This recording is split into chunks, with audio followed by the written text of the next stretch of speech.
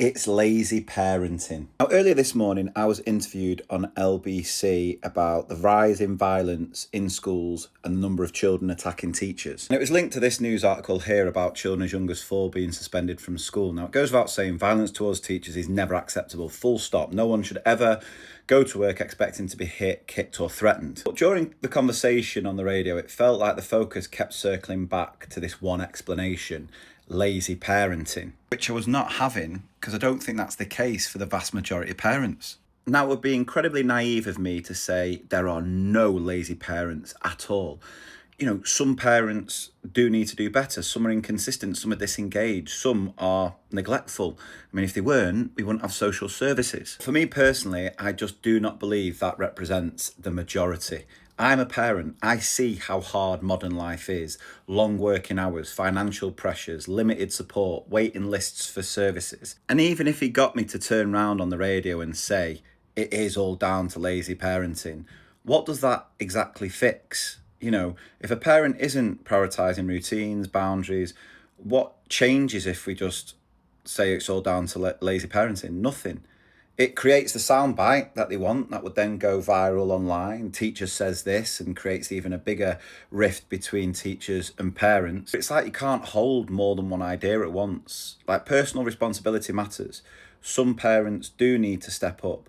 However, for so many, the structural pressures of the world, the society we live in, is making it almost impossible. It's just sort of working against so many parents. What does blaming get us? The question is, what can we do about it? How do we improve this? If a parent lacks knowledge or confidence, that to me is an education and support issue. If they're overwhelmed by poverty, shift work, mental health pressures, that's a systemic issue. If they're neglecting their child's needs, that's where accountability and safeguarding comes in. And you've got to look at the wider context. We have seen youth services cut. Sure Start centres have closed. It was proven for every pound that went into Sure Start, we got £2 in the economy. It was proven children who used Sure Start centres did better in their GCSEs.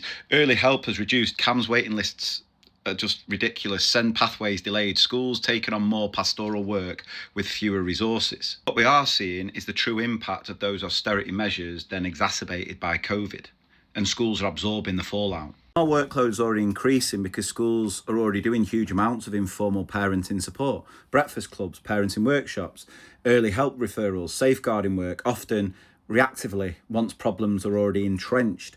Now, if we were a bit more proactive, which was the point I was trying to get across, if we invested earlier in health visitors, parenting support, early year hubs, properly funded SEND provision, we would prevent escalation instead of constantly managing crisis after crisis. Because there's no doubt some of this will be down to children with unmet needs in mainstream without adequate support.